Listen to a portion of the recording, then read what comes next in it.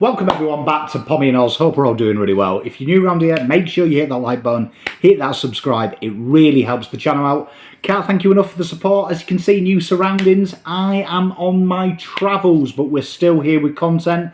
I did try and pre-backdate some content, but as you can see, I fell short. So planning's not a strong suit in 2024. But if you are new, make sure you hit that like button, hit that subscribe. Also, if you want to become a member of the channel, we will be starting up the members-only content. I am going to try and find a time to do that in the next couple of weeks, but I will be back on deck down under in about a couple of weeks. So let do that, and I'll look after you. I'll repay your faith. So if you are a member, thank you, welcome back. So what we're doing here is 5 burning questions that I've got for my football club, Carlton. And if you are interested, drop yours if you aren't a Carlton fan. Please drop yours if you are a Carlton fan. But also, in another note, let me know if you want me to do it for other clubs, because I've got 5. But we'll start off, number 1. Right? Number 1. Can Carlton show that they are multi-dimensional in-game?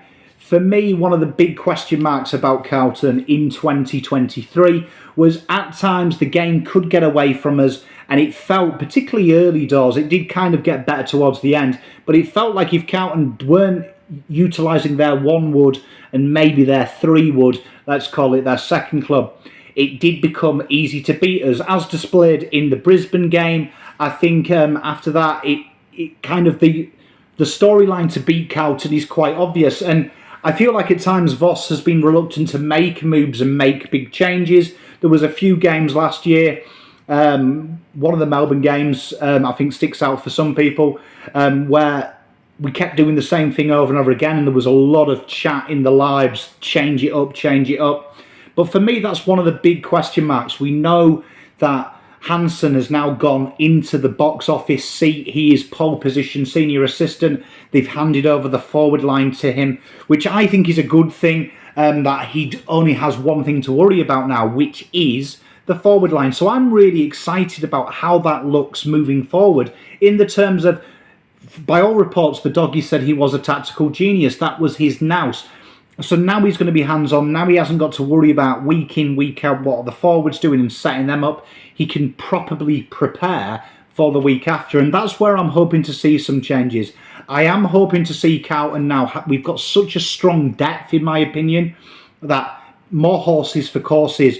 You've got Kennedy and Hewitt. Do you go big bodies against them big rambustious sides like Melbourne, and then do you go a bit slighter when you're going up against Adelaide and you're looking to beat them on the outside and play with a bit of pace? I hope to see that. I hope to see us be very dynamic as well with the sub. So that's my big question mark, because I felt last year as well, the sub, you knew who it was. We were all very good. I think I went at 90% predicting the sub.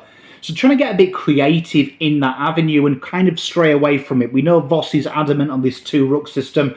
I'd love to see us mix that up a little bit. Is that 1 week? Is it J Sauce and is it TDK? Is it against the bigger bodies? Does he go a different option? Do we just play with one ruck, TDK, and hope we pinch hit it in elsewhere and go a little bit small on the forward line? That's one. And that kind of leads me into numero 2 of these 5 burning questions. Where are the goals coming from? So it was weird, because if we look at Voss in just a catchment, we had the year before where the midfield started to really cream the goals, and we're having that conversation, oh, the small forwards need to. And then this year, the small forwards started to chip into goals. You've got Motlop, Owis, and Durden in the limited games he played with some real positive numbers per game. But it needs to be more spread. And when you look at the top teams, they had such a spread of kickers where we didn't. We're still ranked mid-table for different kickers per game. And that's all well and good. When you've got Charlie Curnow and Charlie Curnow doing what Charlie Curnow does, that doesn't really matter, does it? I suppose. But long-term, yes, it does. Because we did see at times these players getting caught, these players getting unstuck, and teams managing a way to kind of starve Carlton. And we saw that in the finals, that other players stepped up. We know Charlie Curnow has been lambasted for having a poor final series, but let's be honest, it shouldn't come down to that. We should be getting at least 2 goals a game minimum out of Harry. And Motlop, Durden, Fantasia always need to be chalking them up, but also the midfield needs to. And I'm really hoping this is where we see an unlocking of Cripps. We saw last year that Hewitt, Bam Bam when he was fit, we saw Walsh and Chera, they could dominate that inside, and then we saw Sam Docherty finally become a midfielder.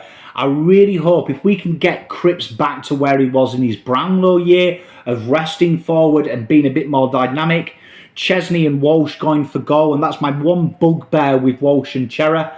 We saw Walsh in the final series do it. I want to see that in the regular season though, running into space, booting it from 50 and getting them goals. And if Carlton can add that dynamicness in the midfield, I don't feel like we can be stopped. And I know some of you might say Carlton Nuffy talking there, but I really do feel positive about my side. So just let me have that one, people, hey? I've been positive about your sides.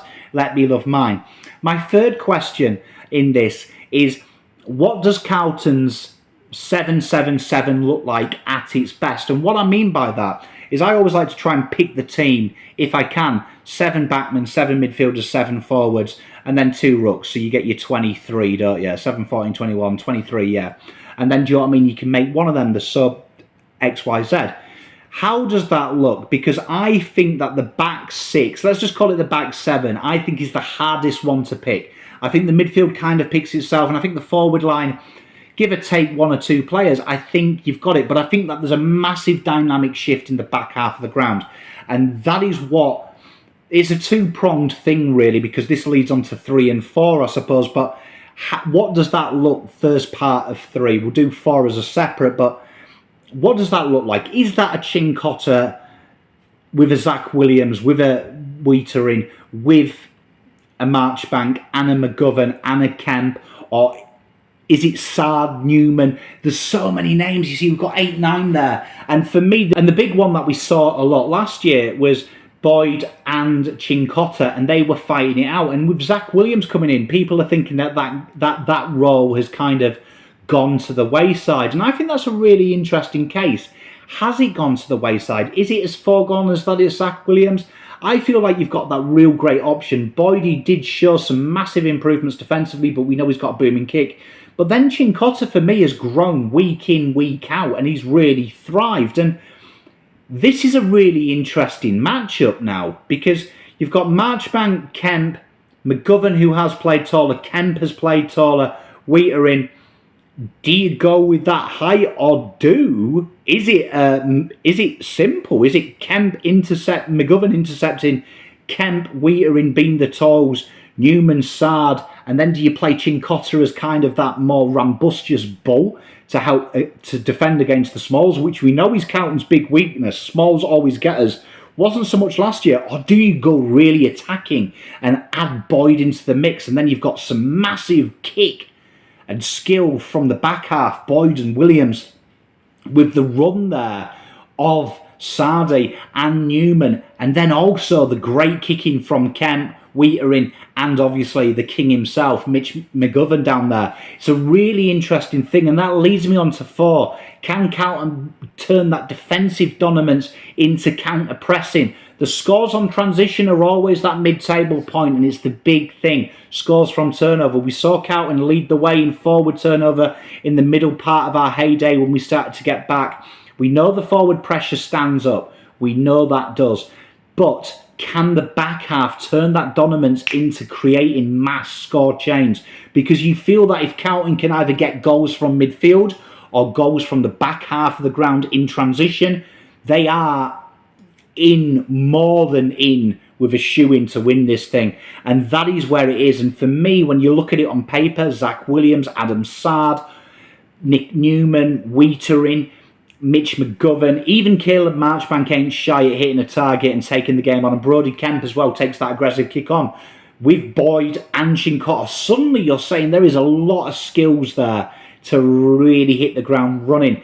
Blake Acres taking that first mark up from the defensive half. We know how good he is. Holland's swinging back in that kind of wing-back sweeper role. It really feels like it's made to score a lot of points from transition. And that is another element that I'm really asking myself. If they can add that and add that ASAP Rocky, how quick could it be? And finally, it leads me on to my most exciting one. Can we win 17? In my heart of hearts, and for the first time in a long time, I truly believe it when I say Carlton can win it. I truly can be. And this isn't the bravado and isn't the entertainment. You've seen No Context Blue abroad. They've got loads of quotes from me. A few Pies fans have snipped it and stuff like that. I love my banter. I love my excitable. And I love trying to entertain you guys and girls. But I truly believe they can do it. I believe our best stacks up with the best. And I believe that we're talking margins now. We are Andy Murray with the big three. Do you know what I mean? It's finding them margins. Them 1% are so much more important for Carlton, because I don't think we're the most technically gifted side. I don't think we're the most tactically astute side, and we're certainly not the most skillful side. But what we have is we've got heart and we've got endeavour. And when you're playing on them emotions and them fumes, you've got to have something else, and you've got to be good, and you've got to be acquitted to the basics.